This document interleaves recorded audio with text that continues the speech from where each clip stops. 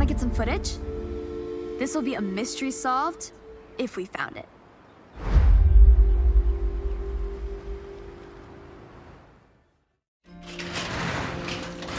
Oh, it's the missing car. Ford Sierra Cosworth RS 500. Still with the container and everything. Looks like whoever obtained the container wanted to extract the car and damaged it. This car dominated in the late 80s, truly the peak of the touring era.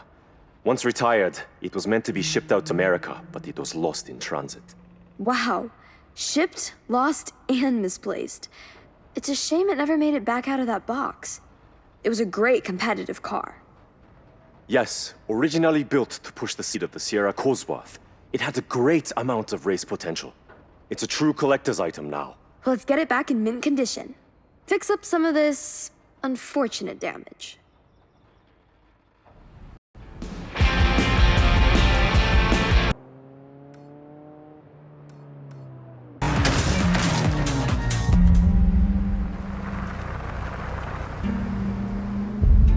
I really cannot wait for this one.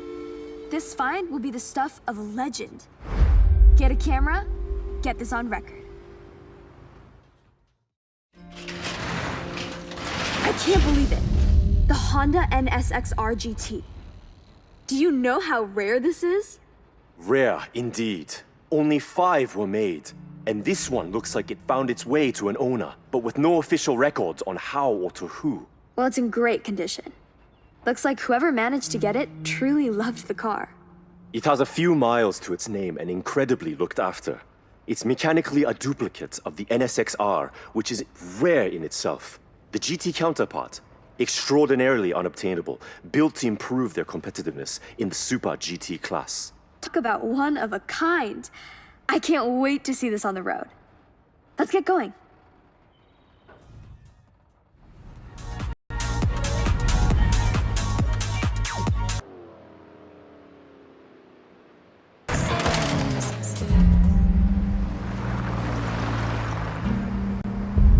Look what we have here.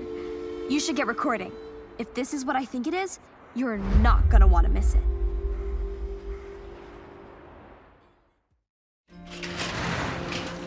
In its prime, I can only imagine what this Toyota 2000 GT would have looked like. Stunning, I bet. Not only beautiful, but incredibly high-performing. It was manufactured to be both comfortable for everyday use, but still race-ready. Really, it could be considered one of Japan's fast supercars. Extremely rare, too. I heard only a small amount were ever produced for road driving. Indeed. This one's had its interior stripped out. Been resting for a good while. When we get this back up and running, it will be truly impressive. Well, it looks like we're gonna need to order a lot of parts. Let's get it loaded, Yuji.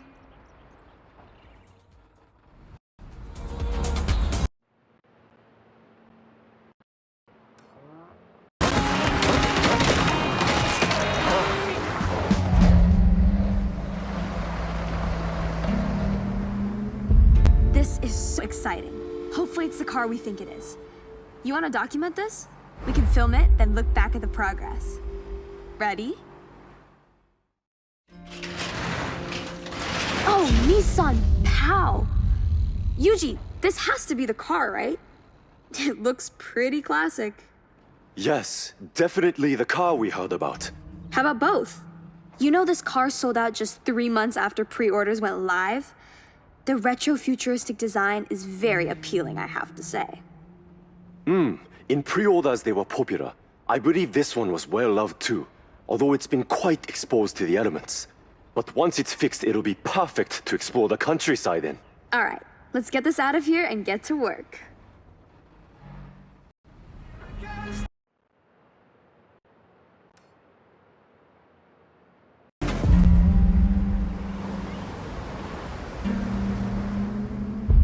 Ready for the big reveal? Get a camera to record. You'll be glad you did.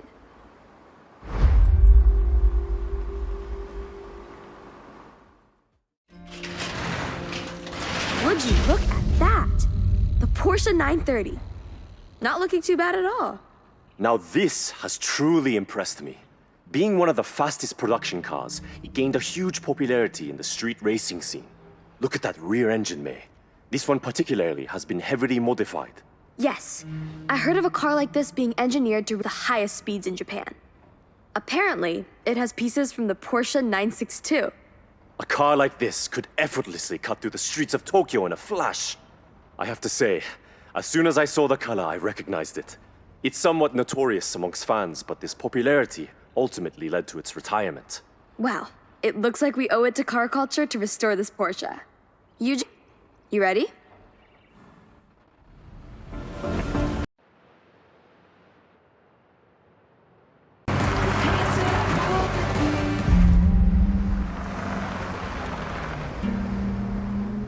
This will be a special one for you, right, Yuji?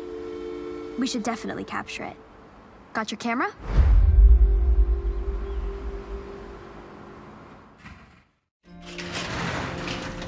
Now this is a real special find.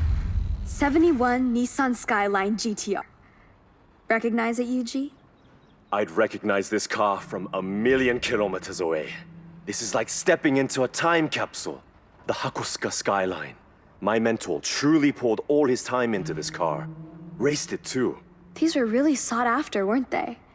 Altered specifically for handling and aerodynamics. Yes, May. These models were built to be truly competitive. The over-fenders became a thing of style, too. And didn't this car see victory after victory? It had real glory days. I can't believe it's still intact. Even his workbench is in the same place. Let's finish what your mentor started, right, Yuji? It'll be a full circle moment.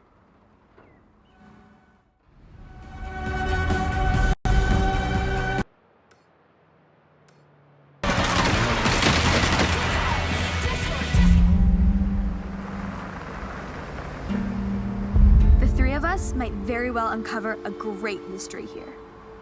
You should record this.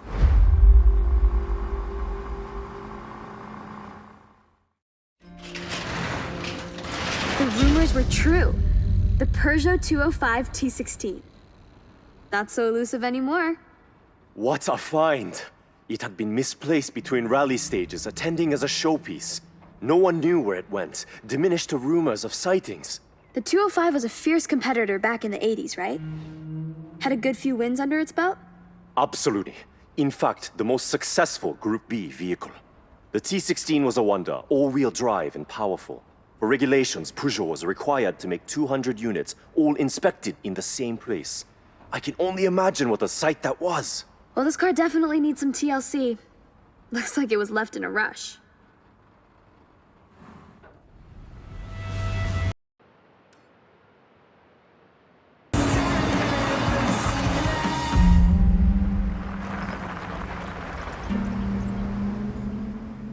Hey, could you do me a favor and film this find? It'd really mean a lot.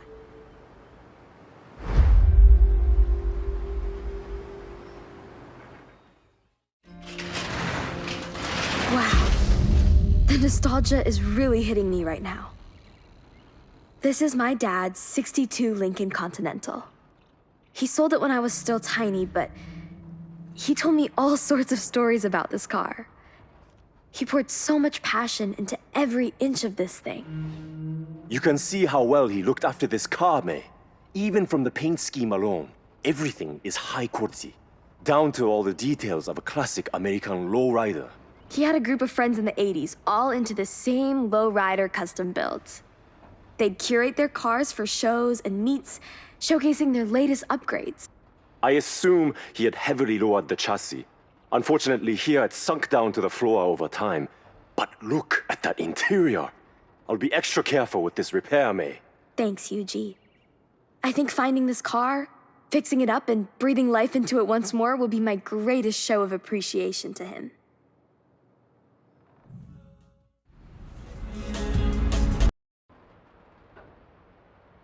Horizon Pulse.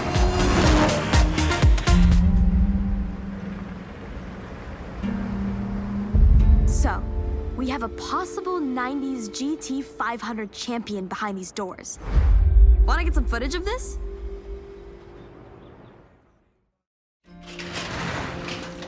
Wow! Num 23 Nismo Skyline GTR. Just look at that engine! This was an on-track monster back in the day. Both a championship and constructors winner, untouchable up until '99 when it was swapped out. It was still used in the festivals, right, Yuji? I heard it was at some of them in the 2000s. That's right. It was around for a few years after its retirement. Look at the build-up on the bodywork. The upkeep went costly, which I assume is why it's been left in the middle of repairs. I'm actually really hyped about this one. Yuji, work your magic. Blame it on me, you can blame it on me.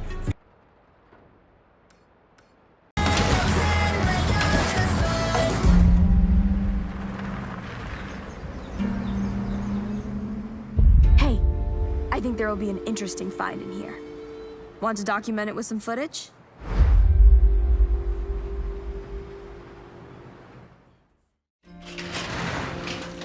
Ooh, a Mitsubishi Montero Evolution. An absolute dominator of endurance rallies. Yes, exactly. In '97, this model marked the start of an incredible run for Mitsubishi at Dakar. Apparently, this one in particular performed well. The damage to that front bumper alone is an indication of an incredible endurance career. Almost fully destroyed. The aren't delicate though. The Montero model won 12 Dakar rallies in the 2000s. They were surpassed at one point but bounced back after further developing the truck. Well, it looks like you've got your work cut out restoring this off-roading monster. Let's load it.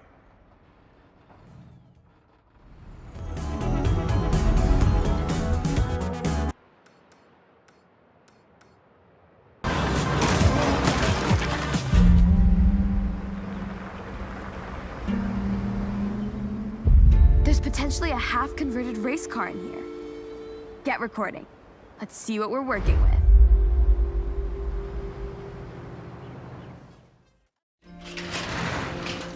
Yep, the Lamborghini Diablo SV, one of the greatest poster cars of the 90s.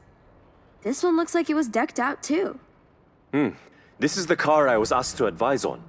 It originally was fitted out with flashy accessories, but the owner wanted to strip it back, restore it to being race-ready. Unfortunately, regulations changed and the money needed to upgrade dwindled. I guess all the extras made the car heavy. A Diablo SV like this sat half ready for the track is so heartbreaking to see.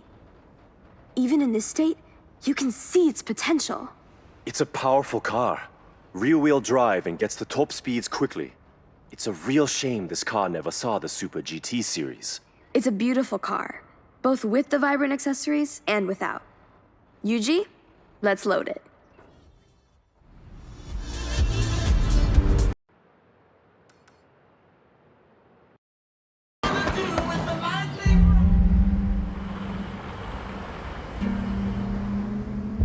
Hey, if this is it, you'll want this properly recorded. Ready to film?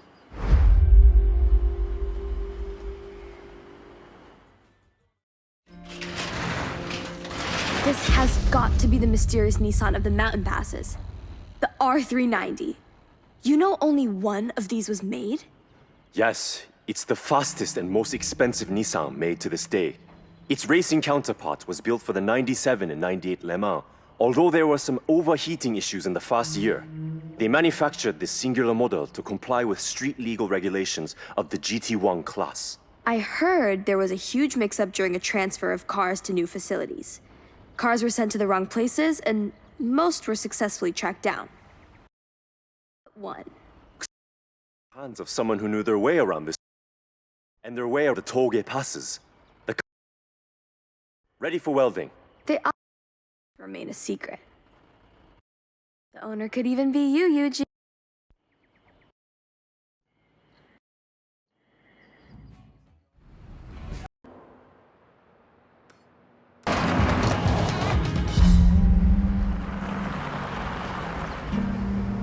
What's that? This definitely could be what we're looking for. You should get some footage.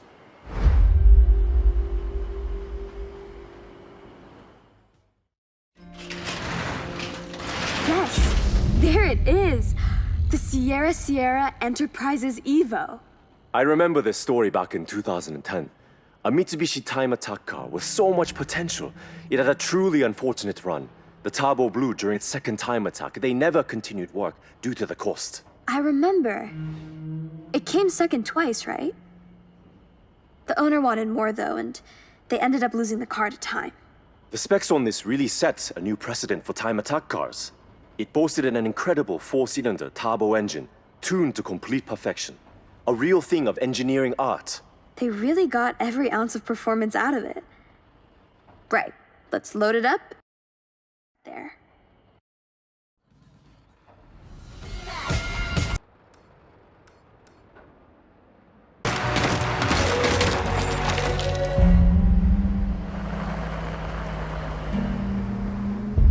This will be a special one for you, right, Yuji?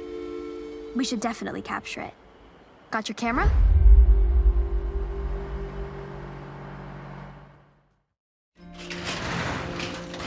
What a car! The 1984 Tamika Skyline Turbo. This person was really trying to make this street legal? Yes, an ambitious project fueled by pure passion.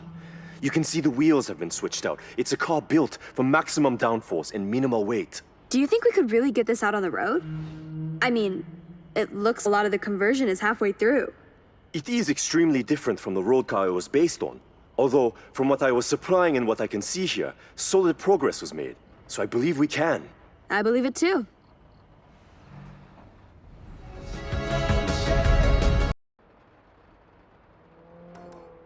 Me here with you on Pulse. Now, we've got a little bit of motorsport. Imagine if the rumors are true and there really is a Le Mans competitor behind these doors. Get your cam ready.